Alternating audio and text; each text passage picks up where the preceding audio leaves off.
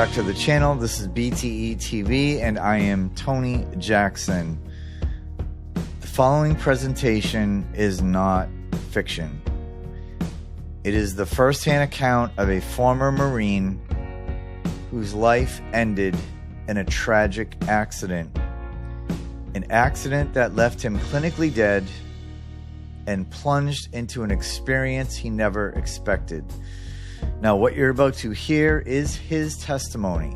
The moment his consciousness slipped away, the terror of being confronted by a demonic presence, the descent into a place he describes as hell, and the rescue that came when all hope was gone.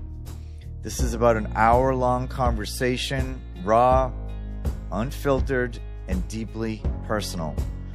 Now, some viewers may find parts of this story disturbing, so I have to warn you, it is very disturbing, but it is also very important that we know what someone has experienced on the other side. Some people may find it actually uplifting, but all of it is presented exactly as he remembers it. So relax, settle in, because you're about to hear a Marine recount the darkest moment of his entire existence and the light that broke through it. And that same light is what will save us all. Now, having said that, let's begin.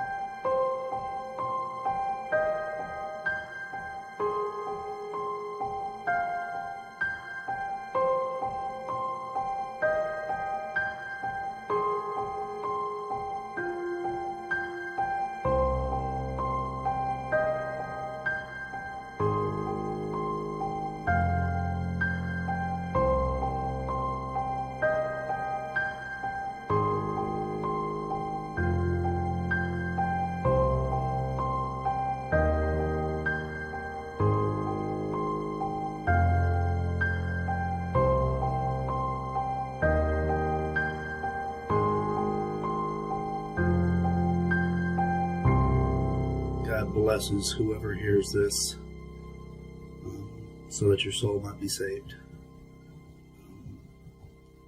By way of introduction, my name is Shawn Weed. I was born not born, but raised in Bernice, Louisiana, small town, population 2,500. Technically right outside of it in a small community by the name of Pisgah. When I was 19 years old, I joined the Marine Corps, and I actually have this to show you. This is my military ID. That's me as a staff sergeant in the Marines. I know that I've gained a lot of weight. This is my Marine Corps active duty card that I should have turned in my left, but after 13 years they owed me something. I only had another 7 to go to retire, but just wasn't happy, so I got out. And now I'm living in California. I am happy now. I've married, have a beautiful little baby girl. She just turned 2 years old. And but the thing that I want to tell you about is something that happened to me while I was still in the Marine Corps. And this is my testimony of hell. I believe, if my memory doesn't fail me, it was April the 4th of 1994, which is kind of a hard date to forget, 444. I was in 29 Palms, California, but we Marines called it 29 Stumps. And in the middle of this desert, there was a little tiny camp called Camp Wilson.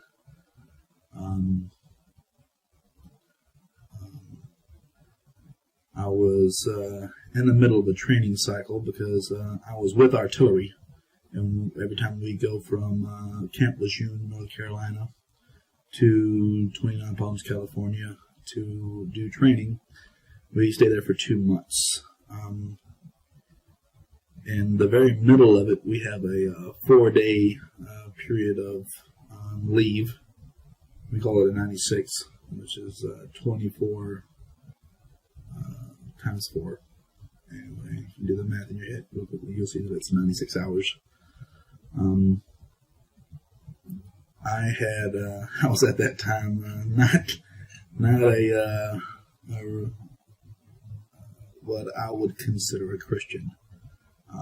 I'd grown up in a Baptist church. I knew about heaven and hell, and well, as much as anyone can know when you're only 22 years old. But I wouldn't really consider myself a staunch Christian. At that time, I was pretty much doing my own thing, living my own life, my own way. Was not married, but still sleeping around, drinking alcohol, smoking cigarettes, just basically living the life of a hellion. and during this 4-day period that we're waiting for one set of ground pounders, or grunts as we call them, to go home, and the other ones to come to California for training, because they only train for 3 weeks when they go to California. So one company leaves, the other one comes back, and it's a 4-day transition. During that 4-day transition, we as artillery are given an alternative between 3 choices. 1, stay at the camp because you're completely broke. 2, go to Disneyland or Disney World, whichever it is in California. And 3, to go to a Vegas package, obviously, which is drinking, gambling, so on and so forth. I myself had drank like a fish pretty much every night, so I was broke, along with 2 other devil dogs, as we like to call ourselves. One by the name of Jason Laycock. At that time, he was a corporal in S2 Intelligence, and the other one was Toby Page, who was also a corporal in S1 Administration.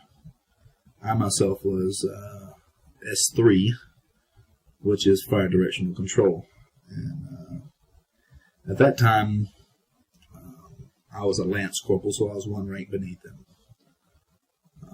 So Lance Corporal Shawn Weed, or Lance Corporal Weed, because we only pretty much went by last names anyway. I know, strange name. Anyway, we were sitting around in 110 degree sweltering weather because there was just really nothing else to do at camp other than sit around and talk. So we were all 3 sitting around. Corporal Laycock broke out his pictures, and we were all sitting around looking at him, and he took some extraordinary pictures because he had the opportunity to go right up to the edge of the impact area. And even we both had an argument about him going into the buffer zone, but they have like an 800-meter buffer zone around the impact area. And he drove right up through that. No one's supposed to pass that buffer zone. But he drove right into it and got right up on the edge of the impact area and took some amazing photos. He was one of those guys that was intelligent, but at the same time was always willing to push the barriers of stupidity, which he did. But needless to say, the photos that he took were absolutely stunning.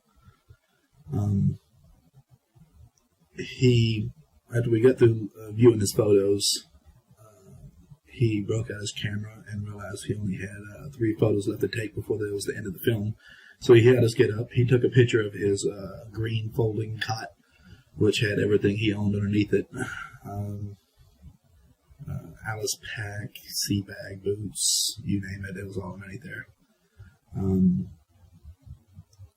And then we took a buddy picture where we're like leaning on each other, like, you know, best of friends. And then for his last picture, he looks at it and goes, "Oh, I only have one left." And then he looks over and he sees this noose dangling from the ceiling.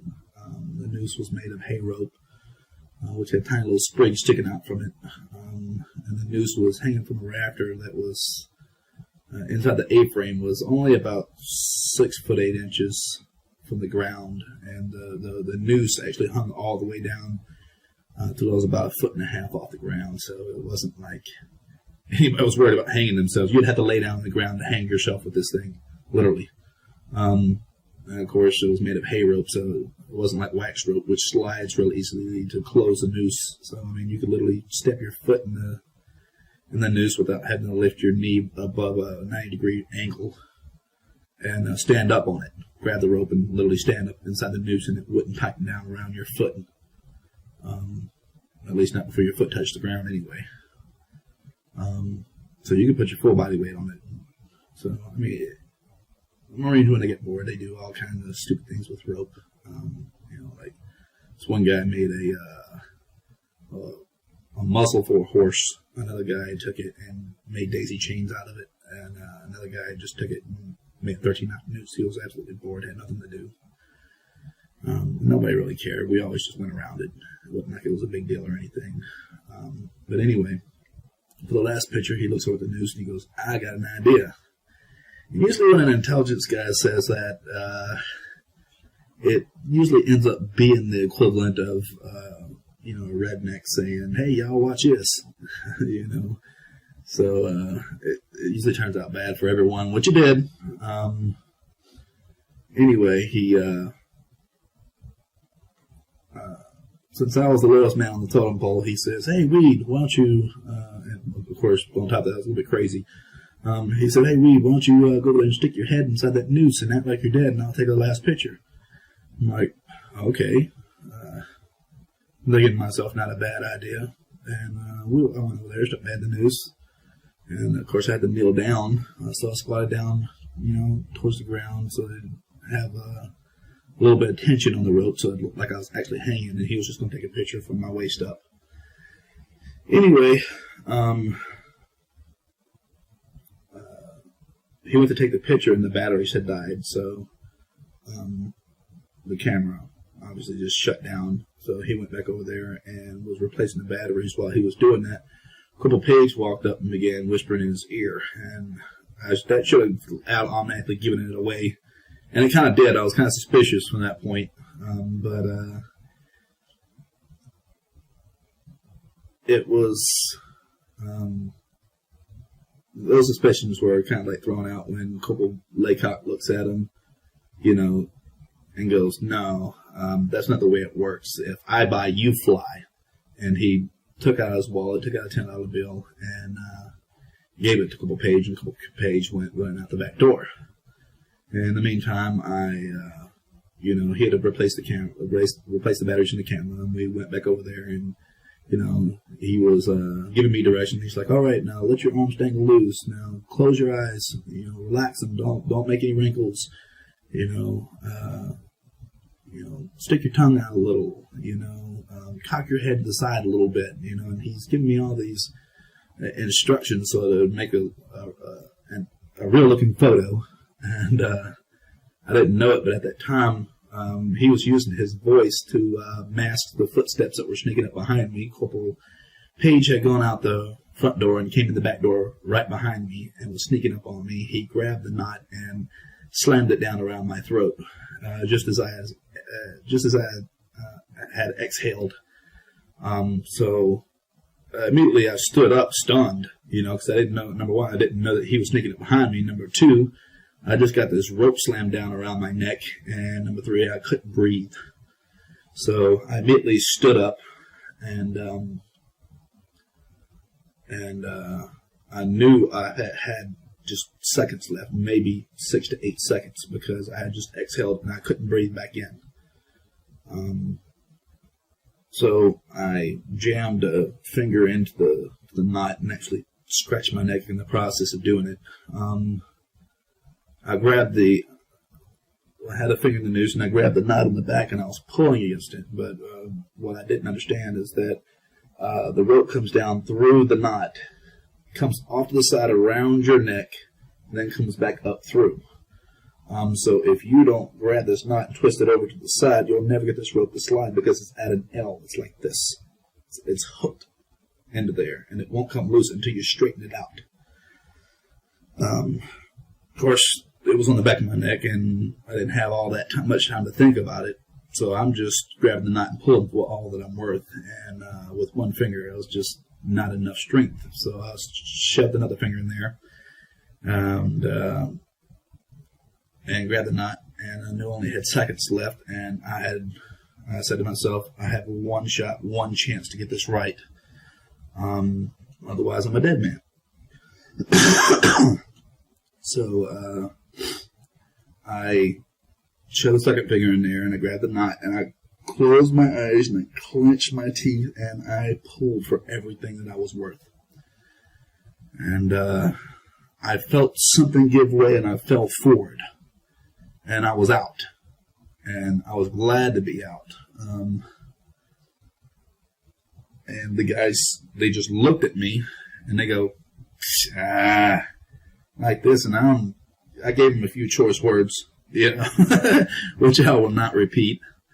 Anyway, they just turned around and went over and sat down on their cots, and I went over and sat down with them. I sat down right beside Corporal Jason Laycock, and Corporal Toby Page was sitting right across from him.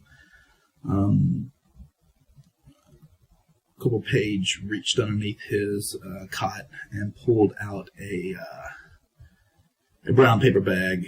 He unrolled it, and inside of it was a white AFES bag filled with what we call D-Dunk, or snacks, candy, soda, stuff like that, chocolate, chocolate chip cookies, whatever. And I actually leaned forward and looked down inside the bag, and I saw that he had mostly some Ho-Hos and some Twinkies and Star Crunches. He had a couple of Gatorades inside of there, lemon, lime, orange. And at that point I was like, okay, you didn't need anything to eat. You already had a bag full, but in the meantime, he began, he closed up his bag and was eating some Ho-Hos, which comes 3 in a package. And these are the ones with the chocolate icing around the outside, but on the inside it looks like a swirl of chocolate cake and icing. Pretty good. You can actually twirl them and eat them at the same time until there's nothing left with the center. But anyway, he was munching on that and telling this story about how the last time he came back from CAX, which is Combined Armed Exercise, that's when artillery, the infantry, and air all assault the target at the same time. Of course, it's well coordinated to make sure that we don't hit each other. That would be a bad thing and result in many lost lives, which is not a good thing during training. Of course, if you don't train that way, you don't win in battle. When the stakes are really there and the stakes are really high, so you got to train as if it was the real thing, and that's what we do. We train hard and long, and sometimes we train dangerously, but overall it helps us come home alive. But anyway, I just blanked out. Anyway, he was telling this story about how he had come back from Combined Arms Exercise, and how he was wearing his tuxedo, how he went to Club 108 and slid across the dance floor, knelt down and gave his girlfriend a dozen roses. It was while wearing these bear shoes that have little white claws on, kind of like you wear when you're about to, lounge around your house in your pajamas. Well, anyway, it was a strange story, I know, but probably not as strange as the one I'm telling. But anyway, he took about 5 minutes to tell this story, and I'd heard it once already, so I was just sitting there listening, sitting next to Corporal Jason Laycock. And Jason Laycock was just pestering, just bugging him to death for one of those ho-hos. You know, every, 15 seconds, he'd be like, yeah, can I get one? Oh, yeah, that's neat. How about now? You know, and he's just, pestering him, and I'm just looking at the two. And 3 times while he was telling this story, he leaned over and he would look me right in the face as he was wrapping up the third one and wrapping up his story. And finally, he gave over half of a ho-ho to Jason Laycock. He leans over and he looks at me right in the face. He's only 4 feet away from me. He leans over and he looks me right in the face. He goes, I don't think he's playing. Of course, we're the only 3 in the room, so I'm just like, what's he talking about? So Jason Laycock and I turn and look back, and sure enough, there's my body hanging from the noose. Needless to say, I was completely shocked. I don't have that great of eyesight. I need glasses, and at that time it was no different. But I could still tell from the outline that it was me, you know. So I immediately, just shocked, I just stood up. You know, and I turned and faced my body, which was hanging from that noose roughly about 30 feet away. And I walked out, and I walked over closer till I was about, maybe 15 feet away so I could get a better look. And sure enough, it was definitely me. And I'm standing there, and I'm thinking to myself, how can I be there and here at the same time? I look down, and I'm sure enough, I'm wearing the same green T-shirt, the same brown weld belt, the same camouflage pants, the same black boots. I even pulled my dog tags out, and I was still wearing them. But it was when I pulled my dog tags out that I dropped them, and I looked at my hand, and I realized that if I stared at my hand, I could see through my hand and see the sand on the ground. And that's when I realized I was dead. And I had been dead and sitting next to my friends for 5 minutes, and then I realized they didn't even know I was there. They couldn't see me. That's when Jason Laycock came up, and he knelt down beside me, and he took a photograph of my body hanging from that noose. And I was standing there right beside him, and of course he had no clue that I was standing beside him. But anyway, he goes, now that's a good picture, and snaps the last photo. The film began to rewind, and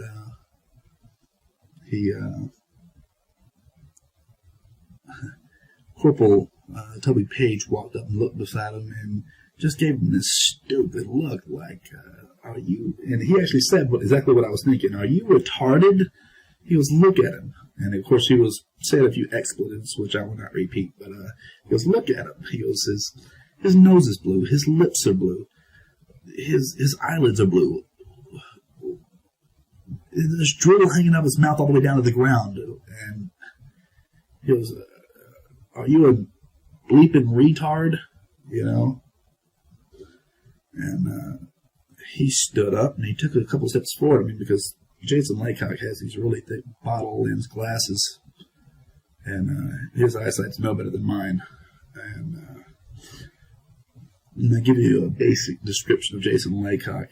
Jason Laycock was an S2 intelligence, very intelligent guy. Despite all the funny things you can say about intelligence people, he really was intelligent. Kind of nerdish, a little bit underweight, probably about 110 pounds, 5'10", maybe 5'9", and but not a bad-looking guy. If he had packed on a few more pounds, maybe 30, 40 pounds, he would, I'd put him in the handsome category, but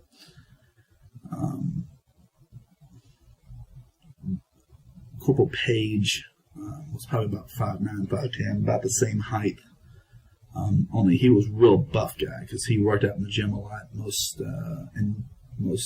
administration guys, S1 administration guys, don't go to the field all that often. So he's probably spent 3 or 4 hours in the gym every day. He had a little bit of an acne problem. That's probably from taking all those supplements. But anyway, after he took the picture and the little guy berated him a little bit, Jason Laycock stood up, took a couple steps forward, and then realized that what he was saying was true. He saw that my extremities on my face were blue, so he tossed his camera off over towards his rack, not really caring for its care at all where it landed. He just tossed it, and he ran for it. He grabbed my body around the waist and picked up. When he did this, he screamed for Corporal Page to come over there and get the noose off my neck. Now, myself, I was thinking it was a little bit backwards. I mean, the tough guy should have been picking me up while the other guy was getting the rope off my neck. In my mind, that's the way that it should have worked. I'm glad that it didn't work that way, though, because otherwise I would still be in that noose. Because Corporal Page, for all his strength, barely got the noose off my neck. And I mean, he had to really struggle with it, and it was something to watch him struggle with it. While he was struggling with it, I actually thought to myself, you know what, I'm going to try to step into my body and stand up. And bad idea. When I tried that, when I stepped forward trying to step forward into my body, it was just like somebody slugged me. I mean, just as hard as I could possibly be hit. And the sense of vertigo came over, it overtook me and just weakened me. So I actually stumbled backwards like dizzy. And I said, okay, bad idea. And that's actually when I became concerned. I wasn't too concerned before. Even though I realized I was dead, I was not concerned about it, which is an odd thing, I know. And mostly unbelievable. I mean, I was just mostly in shock.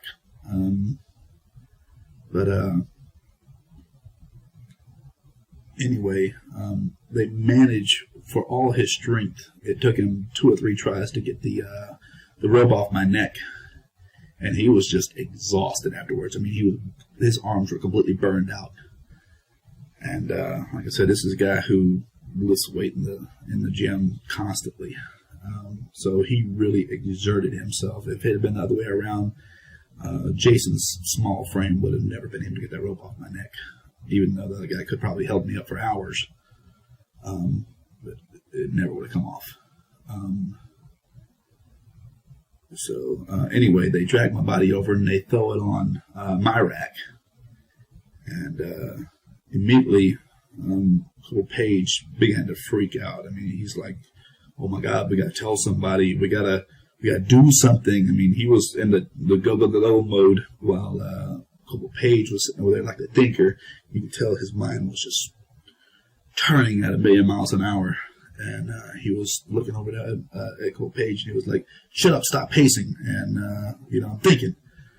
I mean, he was the thinker. I mean, if he could come with a way or a story to throw over this so that they could have gotten out of it, he would have been the one to come up with it. While the other guy was just completely freaking out. In the meantime, I thought, okay, well, this is my opportunity. My body's not moving around anymore. It's laying down. It's, in a stable position. I'll just lay back down into my body. And so that's pretty much what I did. I placed my foot inside of my foot and my other foot inside my foot, and I sat down just like I'm sitting now. And I looked back and saw how my body was laying and how my head was positioned, so I just leaned back into my body. And as my head went inside my head, because you got to remember, my soul was laying down into my body. I know it sounds weird when I say my foot inside my foot, my head inside my head, but you'll get the picture now. So anyway, I'm leaning back, and as soon as my head falls inside my head, I'm instantaneously standing up, and I'm in complete darkness. I mean, it's a darkness that you could almost feel. I know it sounds weird. It doesn't make any sense, but that's the only way that I can put it. I mean, because this darkness had like a texture to it. And it was complete darkness. It was just solid black. And I know the first thing I thought to myself is, well, where am I? And I had no clue where I was. I was still wearing everything that I'd been wearing before, only I was just in this place that I didn't recognize at all. And the first thing I noticed is that there is nothing. And when I say nothing, I mean absolutely nothing. There's no light, no wind, no sound, nothing. And I thought to myself, there can't be nothing. I'm standing on something. So I looked down, and I'm standing on nothing. I mean, the only way I can liken it to is if you went inside of a giant warehouse and elevated yourself a good 30 feet off the ground until you stood on a plate of glass, so that when you dimmed the lights, you couldn't see the ground beneath you, but yet you could still see beneath you. That's the only way I can explain it to. It was like standing on air that was hard as stone, but had no reflection. You know, it was like standing on hardened air or glass that had no reflection. That's the closest I can come to explaining it. But when you look down, you could literally see beneath your feet for a couple feet down, but you were standing on nothing. And I thought to myself, well, if I was in a completely dark room, I wouldn't be able to see my hand in front of my face. How is it that I'm able to see what there's light coming from somewhere? And so I looked up, because that's where pretty much all sources of light are, whether you're inside or outside, they're above you. So I looked up, and I see nothing. And that's when I realized that I was the one that was emanating the light that I was able to see with. I was glowing like a chem light, you know, those little shaped lights that you use for walking around on Halloween, or for the military. We used it for different things, but the little chemical lights that have the little glass thing in it, and you break them and you shake them up. I was glowing like that. I was glowing this very, very dim white light that I was able to see maybe 10 feet in a complete 360 all around me, in all directions I could see away from me, because I was emanating this light. But that's how dim it was.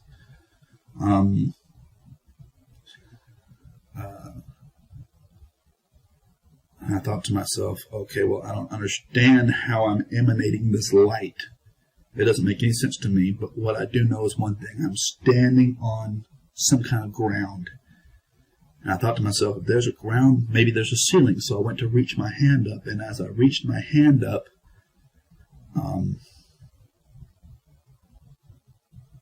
I touched the ceiling without touching it. And I know how ridiculous that sounds. But if you can imagine your consciousness reaching up and touching something and knowing for 100% sure that it's there without having to physically touch it. I mean, it's not such an alien concept in all actuality. I mean, because with light, we're able to see everything around us. I mean, I can see that mirror that's, you know, a good 15 feet behind me, maybe 20 feet behind me. I can see that mirror. I don't have to go over there and touch it to know it's real. But I know for 100% sure that it's there. And the same way, and it kind of shocked me because I jerked my hand back down. I was like, whoa, there's a ceiling up there. And I know that it's there. I can't see it, but I know for 100% sure that it's there. And I said, okay, I don't understand that either. There's a lot of things I didn't understand about this place, but or how I was able to feel things without touching them. I mean, some of these things just made no sense to me whatsoever. But I thought to myself, okay, there's a floor, there's a ceiling. Ceilings don't hold themselves up. There's got to be a wall somewhere. If there's a wall, there's a door, there's a window, there's a way out of here. So I went to take a step forward to go find myself a door to get out. And as I took a step forward, the only way I can describe it is like a rubber band. If you take a rubber band, you can stretch it.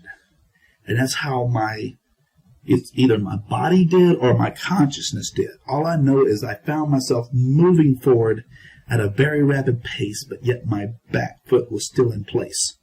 As I stretched out and wanted to go that direction, I did at a very rapid pace. I stretched out maybe like 1, 2, 3 football fields. While the back stays in place, the front stretching out, and that's the only way I can explain it.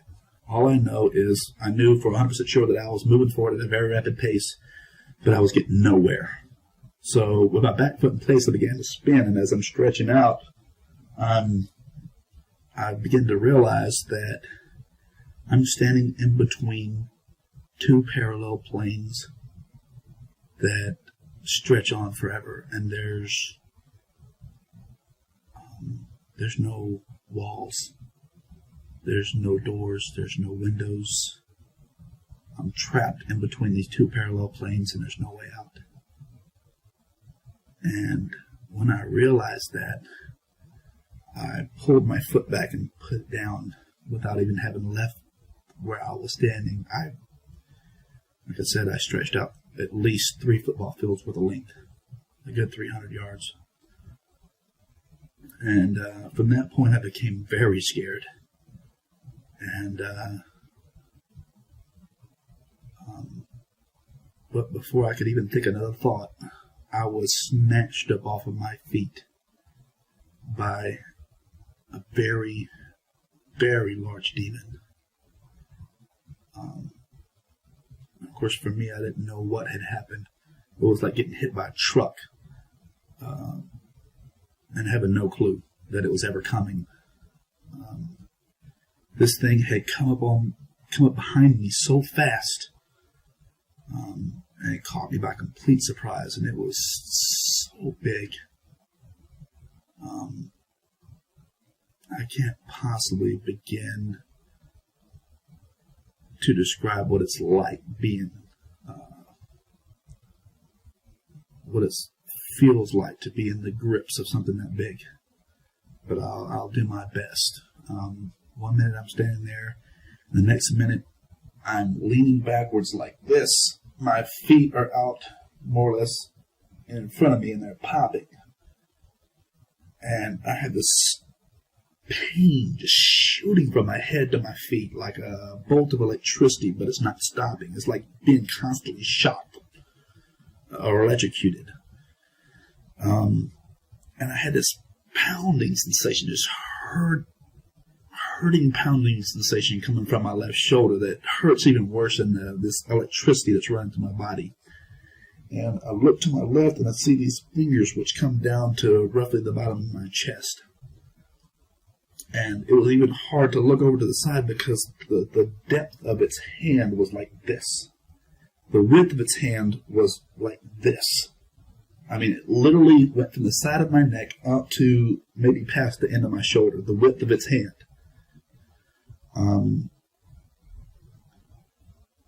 The color of its skin was black and red. Now, I don't know if it was red with black shadows moving across it, or if it was red with a black oily substance like a cloud moving beneath the skin so that it makes it have a perception of moving while it's standing still.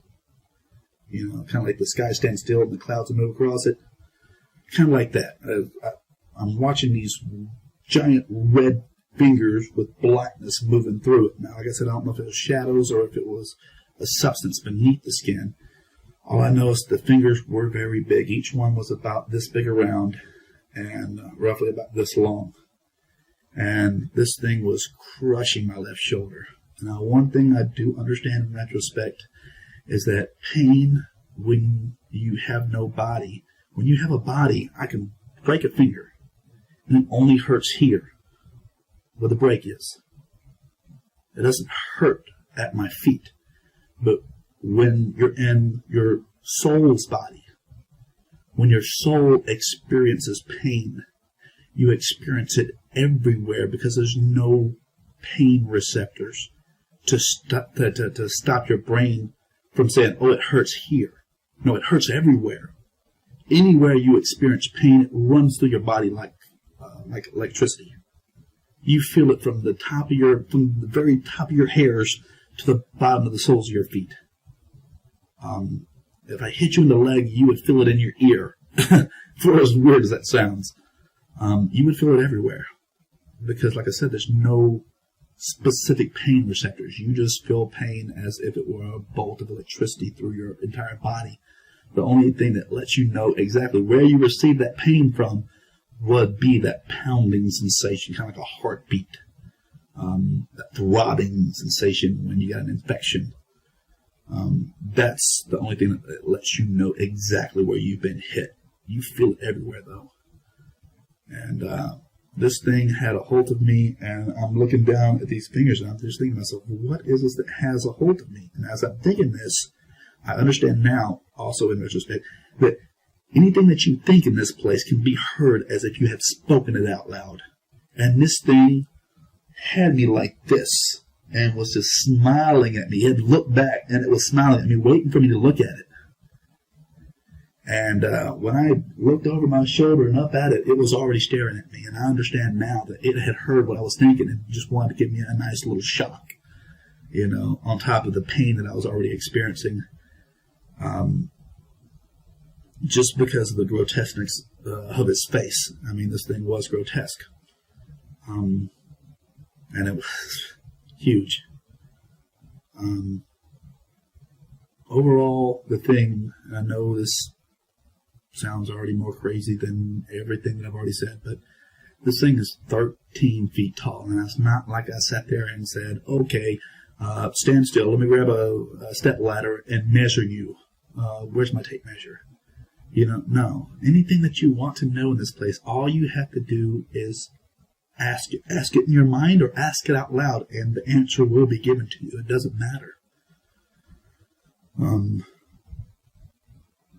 And I thought to myself, how big is this thing? And the answer immediately came to me, 13 feet. It was exactly 13 feet tall. And I didn't ask myself how much it weighed, otherwise I would know that too. All I know is the thing was huge. It was built like Arnold Schwarzenegger in his prime. I mean, just ripped full of muscles. Just big. It's, like I said, its skin was black and red. It had no hair whatsoever on its body. None. Like no hair up here, no mustache, no beard, no hair on the knuckles like I have. Just completely hairless. It's completely humanoid in shape, though. I mean, it had 2 legs, 2 arms, 1 mouth, 1 nose, 2 ears. Other than that, it looked completely human. The differences was this, where our eyes are white. Its was yellow, and where the iris of our eyes can be green or blue or brown, its was gold and diamond shaped like a snake's, and it had a really flat nose. I mean, just looked like somebody was literally pushing its nose against its face, and its nose was easily as wide as its mouth.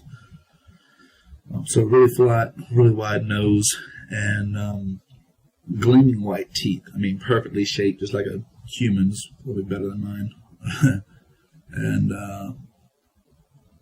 it had, the only thing that looked really strange about its teeth was it had, where we have our canines, it had 2 tusks coming up out of its mouth like a boar, like a wild pig. It was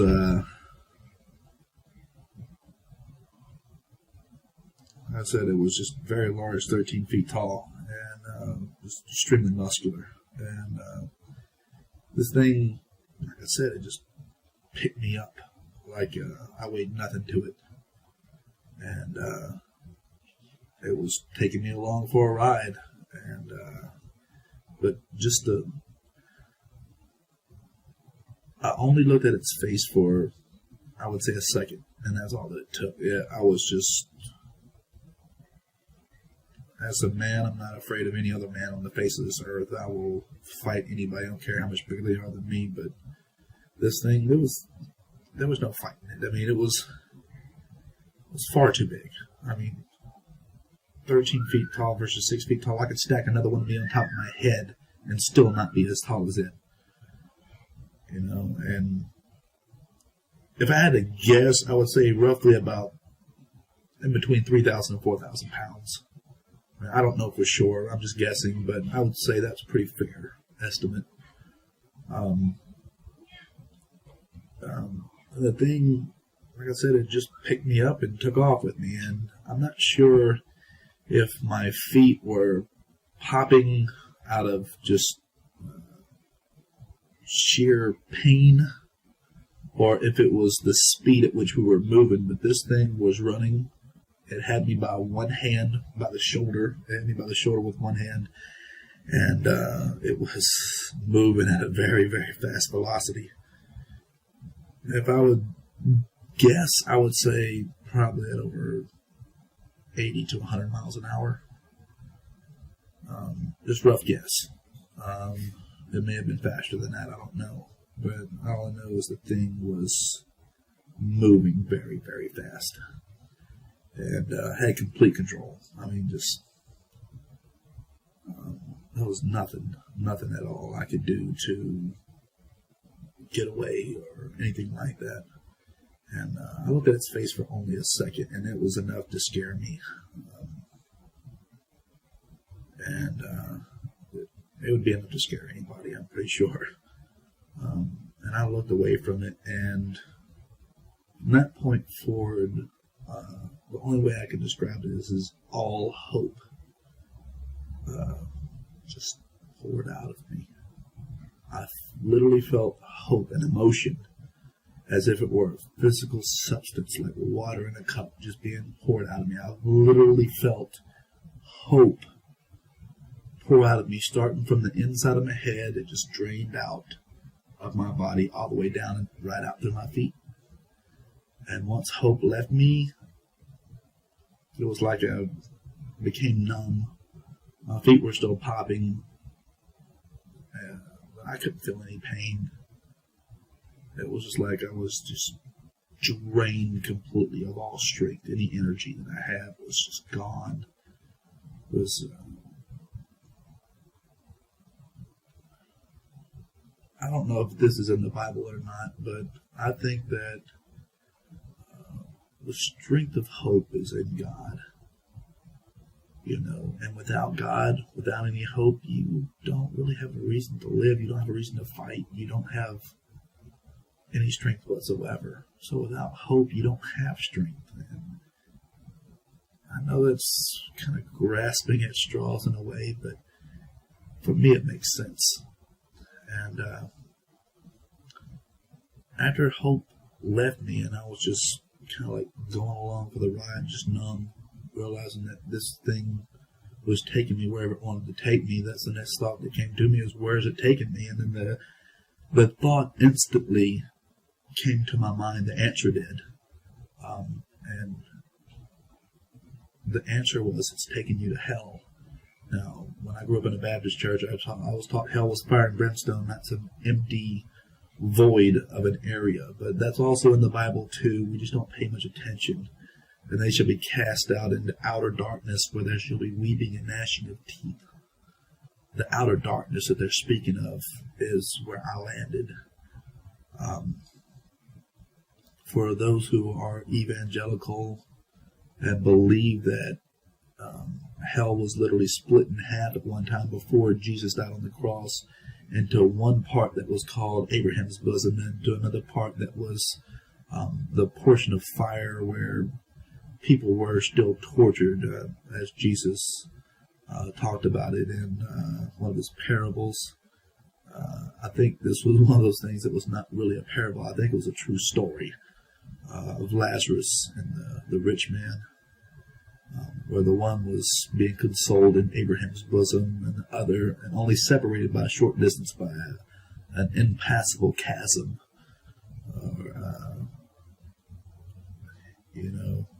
But I think that they were both portions of those things were in hell, but the demons couldn't cross over into the nice part. And I believe, and this is just my own personal assumption, that when Jesus descended down into hell, he descended not down into the fire and brimstone portion of it, but down into the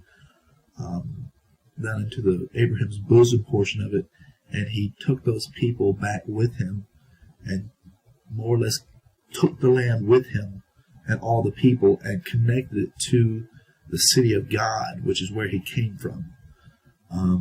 He connected that outer portion of green land where there was water. Remember, because Lazarus said, the rich man said, if Lazarus could just dip his finger in water and bring it over here because I'm burning up in these flames, there was water there. So there was land there was grass there was trees there. I mean, it was a viable land as much as this earth is a viable land.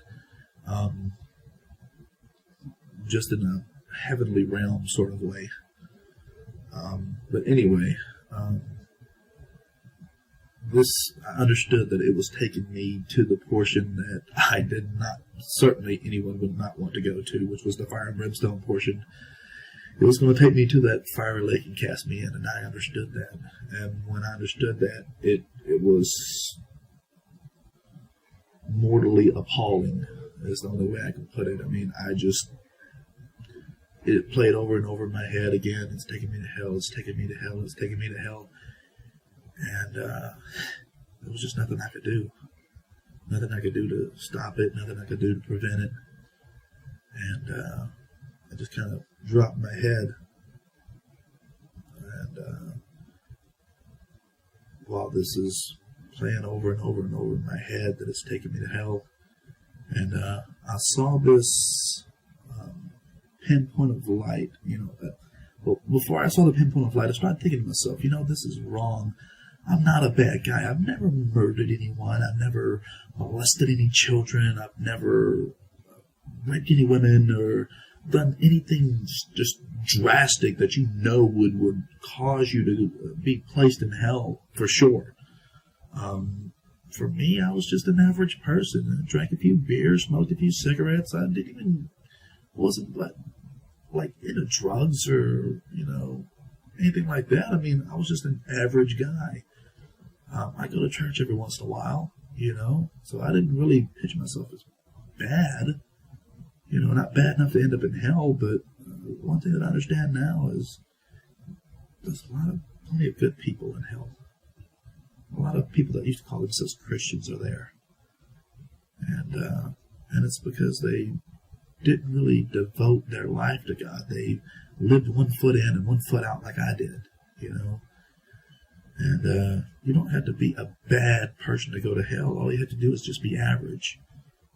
God doesn't call us to be average. He calls us to be holy, like He is, And what that really means is you gotta, for lack of better words, you don't have to become a Bible-thumping Christian, but you should devote your life to God for as much as you possibly can. And if that puts me in the category of Bible-thumping Christian, then so be it. I'm a Bible-thumping Christian. I would rather be that than in the middle. Because I know where the in the middle gets you.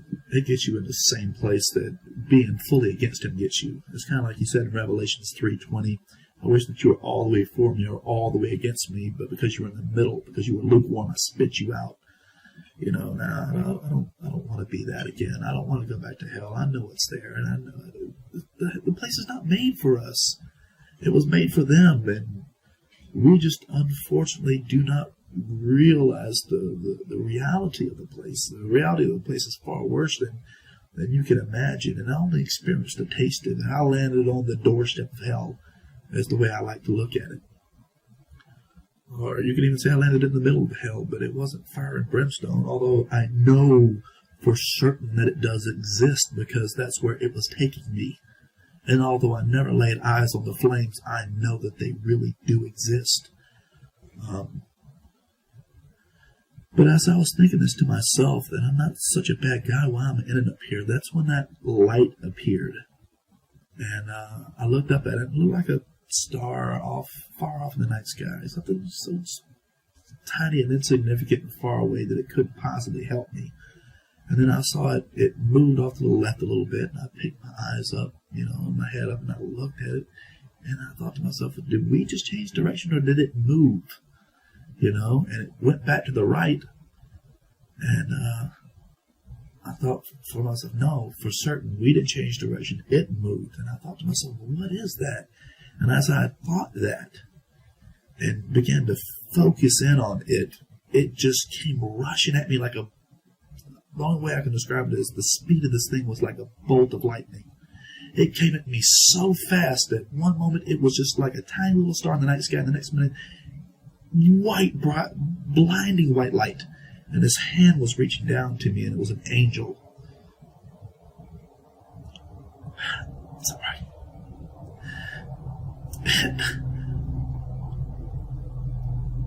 And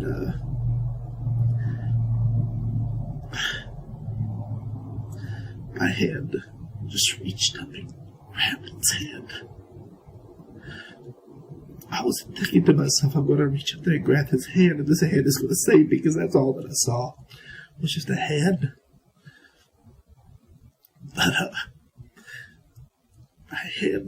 my hand knew what to do. It was like having a baseball thrown at your head. Somebody says heads up, and you just reach up and grab it. It's a reflex. My hand just reflects, and a reflex just jumped up and grabbed this angel's head. And as soon as I touched its head, we were all motionless and all standing back up on this ground that you can't see. And this beast, this demon, is still had me by the shoulder. It was kind of almost even leaned over a little bit to grab me by the shoulder. And I could... Instinctively, I knew to stand still, because if I had moved, I know that would have ripped my shoulder and my arm off at the same time and just beat me with it. I mean, the thing was just that massively strong. I knew within me, there was something telling me, don't move. And I'm just standing there, staring up, looking at this angel. And the angel itself, to describe it for you, was 9 feet 6 inches tall. It had brown wavy hair pushed to the back. It had an olive color skin. It wasn't really white, wasn't really black. It was somewhere in between, but the light that was emanating from within it was so bright white that it almost practically overshadowed the color of its skin. You couldn't even really, you had to stare to see the color of its skin. And I keep saying it because it's an it. It's not really a he or a she. Although the body is shaped like a he. Okay, it's shaped like a male. When you look at its face, the face is like the most handsome man that you've ever seen, blended in perfectly with the most beautiful woman that you've ever seen. I mean, when you look at this angel, you think to yourself, wow, he is beautiful. I know that's some odd words to say. In the English vernacular, the male is known as handsome and the female is known as beautiful. But this angel was absolutely beautiful. There's no other words for it. And its eyes were blue. And when I mean blue, I mean perfect blue. Like someone took a portion of the sky and put it in its eyes, or dipped a cup out of the ocean and poured it into its eye. There was no flaw in it. No flaw. Perfectly beautiful in all ways. Other than its face looking like the cross between a man and a woman. And I don't mean like, oh, is it pet? No. I mean, just beautiful. It was completely shaped like a man. You could see it's underneath its white robe. It had chest and it had strong arms. It had an Adam's apple. I mean, it was every bit shaped like a man, and a strong one. I mean, just strong, but not like overly ridiculous like this. It wasn't bodybuilder. It was more like fitness trainer strong. It wasn't like bodybuilder strong, where it just had muscles popping out of everywhere that it shouldn't have been, like this demon. But you could tell it was, this angel was there to fight. And he had on a white robe. It was cut down in a V in the front with gold lace. I guess, I don't even know what to call it. Like embroidered gold around the edges of its collar. And not lace, but embroidered gold. And the sleeves came just below the elbows. And this robe was kind of like a white Roman tunic robe. I guess that would be the best way of putting it. And it came just below its knees. So its knees and its elbows were covered. And I was just so blown away by the beauty of it that I didn't even really check to see if it had any shoes on or not. I don't really remember. All I know is it was big. Not as quite as big as the demon, but big enough. And I'm looking up at it, and I'm just blown away by its brightness and its beauty. And at the same time, I'm just frozen in place because I know that if I move this thing, it's going to rip my shoulder off and just beat me with my arm. And this thing, I can feel its anger, this demon's anger, like heat from a fire. And it turns around like this to see what had stopped it and why. It wanted to know what had stopped it and why. Because technically I was right where I belonged. And once you're there in hell, you don't normally get a chance to leave. So it owned me like a piece of furniture, like your car. It owned me, and it wanted to know why it was being stopped. So it turned around and was ready to fight. Make no mistake, this demon was ready to get down in the worst way. But as it whipped around, this angel its speed was incredible. And it just rushed forward and with an open palm hit this demon. And it had to angle its arm upwards at about the height of its head to hit this demon in the chest. And it hit this demon with such power. I mean, I can't describe the fierceness of the power of this thing. But it hit this demon with such force that its hand was literally ripped from my shoulder. It had no clue what had hit it by the time it had even turned its head. It was already hit. And this demon was hit with such force that it literally folded up and started flying backwards, folded in half like this, flying backwards. And I'm just watching it fly backwards and skip off this ground that you can't see like a stone over water. And this angel looked at me and he called me by a long name. And I immediately understood it to be mine. It was a heavenly name. But as soon as it called me this name, it took it from my mind. It called me this name to let me know that, more or less, that I still have a chance to make it into heaven. You know, like I have a heavenly name. I squandered it. I wasted it. And if this had been my ultimate time, my last breath, for real, that's where I would have stayed. But when he called me this long name, it was a feeling of home. You know, like when your mom calls you for dinner or supper, however you want to say it, and you know that it's time to go in and eat, and you're all happy, you know, because you just stayed outside playing forever. You know, and you're about to go in and sit with your family. It was like that. It was a feeling of home.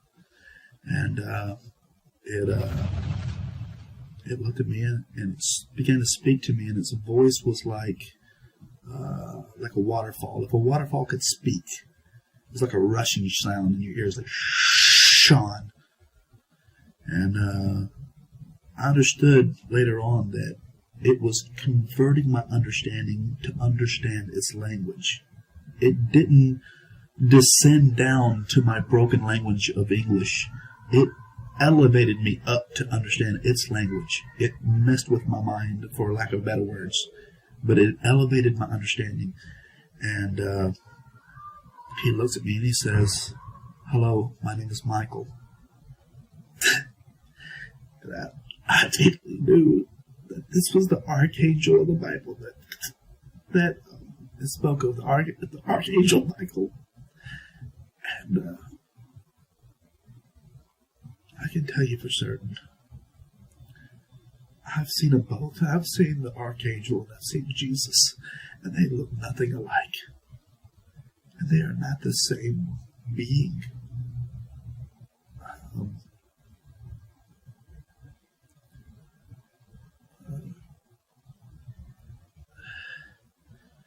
But anyway, he said, he began to speak to me, but I got distracted by this demon that had gotten back up and was coming back after me.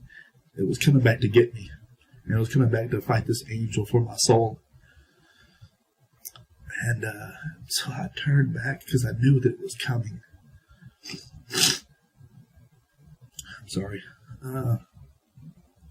So this angel was still talking to me, so I wasn't really listening to it. I was too focused in on this thing, and it was getting bigger. It was running back after me, and it was getting faster, and it was getting bigger, so it was coming back after me, for this great distance that this angel hit it.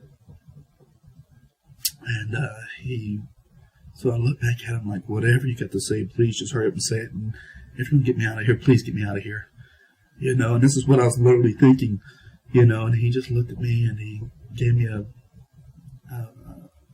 saddened look, and he looked at me and he just goes, your time has not yet come. It's time for you to go. And he points his finger, and when I stepped in that direction, my soul immediately went back to my body. Just as fast as I had appeared in this place, I left this place, and I was back in my body, laying on that cot where I knew I should, and my eyes opened. And it took me a good 20 minutes to get to walking again, simply because my entire body had fallen asleep. And I'm almost certain that after having been dead for 8 minutes, that there must have been angels there jump-starting everything in my body again, because there would have been no blood flowing anywhere. What a truly incredible story. Well, I hope you guys all found that both sobering and uplifting as I did. Now, I do not know what has happened to Shawn since he made that video, but if anyone has any information about him or how I can contact him, please let me know in the comments below. I would love to have him on my channel. And once again, thank you all for watching. I really do appreciate each and every one of you. I'm going to leave you with the prayer that was posted with Shawn's original video. Now, this is from Romans 10:9, and it reads, that if thou shalt confess with thy mouth the Lord Jesus, and shalt believe in thine heart that God hath raised him from the dead, thou shalt be saved. Thank you all for watching. God bless you all, and good night.